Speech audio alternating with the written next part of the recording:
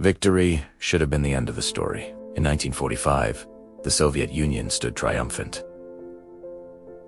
Nazi Germany lay in ruins. The Red Army had marched from the ashes of Stalingrad to the heart of Berlin. Against almost unimaginable loss, the USSR had survived and won the most destructive war in human history. By every conventional measure, Joseph Stalin should have emerged as the greatest victor of the 20th century. Instead, he would turn triumph into stagnation, fear, and long-term catastrophe. This is the story of how absolute victory became a poisoned crown. This is victory, then ruin. The Soviet Union paid more for victory than any nation in history. At least 27 million dead, entire cities erased. Farmland turned to graveyards. A generation missing from census tables like a ghost. Yet when the war ended, the USSR controlled half of Europe. Its army was enormous, battle-hardened, and feared. Its prestige among allies and enemies, a liquid unmatched. Stalin had everything he had ever wanted, and that was precisely the problem. To understand how victory turned into catastrophe, we need to understand Stalin himself and the lessons he believed the war had taught him. Stalin did not see World War II as a collective Soviet triumph. He saw it as personal vindication. Before the war, his purges had shattered the Red Army's leadership. Tens of thousands of officers were executed or imprisoned. When Germany invaded in 1941, Soviet forces collapsed in chaos exactly as critics had warned they would. But the Soviet Union survived anyway. And in Stalin's mind, survival proved something dangerous. That terror worked. The system had bent, but it had not broken. And so Stalin concluded that the system needed more control, not less. The war also left Stalin with a profound fear not of enemies abroad, but of heroes at home. The Red Army's generals had become legends.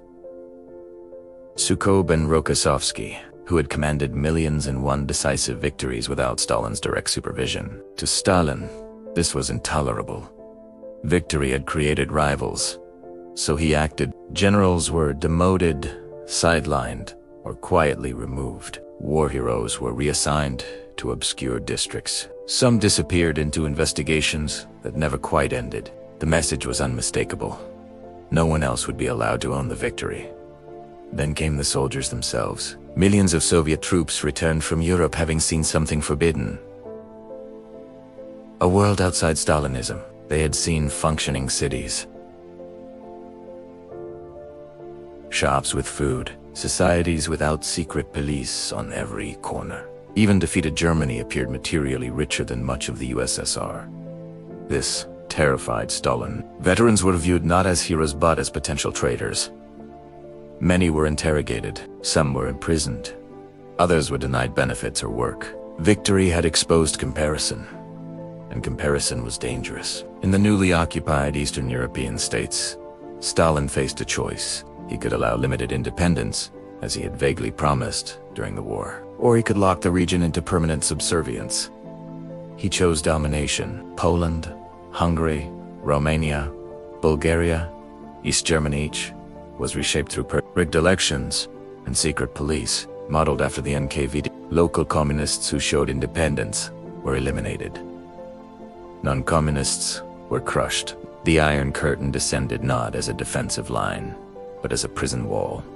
Europe was divided, and the Cold War began not by accident, but by design. At home, the post-war years should have been devoted to rebuilding. Instead, Stalin returned to terror. The late 1940s saw a new wave of purges. The Leningrad affair, targeting officials who had gained popularity during the siege. Campaigns against cosmopolitanism, thinly veiled anti-Semitic attacks on intellectuals. Doctors accused of imaginary plots. Fear once again became policy. Resources that could have rebuilt housing, agriculture, and infrastructure were poured into weapons, surveillance, and prestige projects. The country that had just survived annihilation was asked to endure more suffering for security that never arrived. The economy, stretched beyond reason, began to rot from within. Central planning rewarded obedience over innovation. Factory managers falsified numbers to avoid punishment. Agricultural outputs stagnated. Consumer goods remained scarce. The USSR looked powerful from the outside, Inside, it was exhausted. Victory had frozen the system in place, locking in the very structures that had nearly destroyed it. Stalin's greatest fear, however, was ideological contamination. The war had forced cooperation with capitalist allies. American aid had flowed into the USSR. Soviet citizens had seen Western equipment, food, and logistics outperform their own. This contradicted everything Stalin claimed about socialist superiority. So he rewrote the story. The West became the enemy again, this time, not as fascists, but as imperialists. Former allies were rebranded as existential threats. Internal dissent was framed as foreign sabotage. The result was paranoia elevated to doctrine. The Cold War hardened into inevitability. By the early 1950s, Stalin ruled a superpower, but one trapped in permanent emergency mode. Innovation slowed. Living standards lagged far behind the West. Political flexibility vanished. Fear replaced loyalty. Obedience replaced competence. The war had taught Stalin that he could survive disaster, so he stopped trying to avoid it. When Stalin died in 1953, there was no clear successor, only a terrified elite, relieved that they had survived him. Within months, many of his policies were quietly reversed. Prisoners were released. Purges stopped.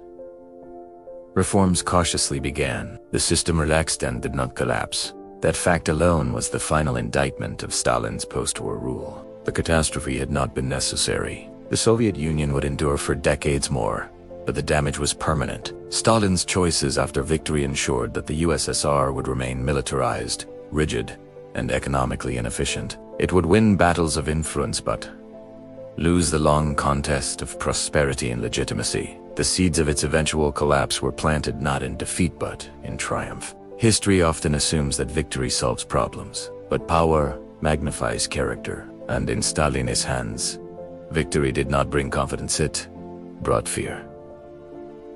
Not generosity but suspicion. Not renewal but control. He won the war, then he lost the future.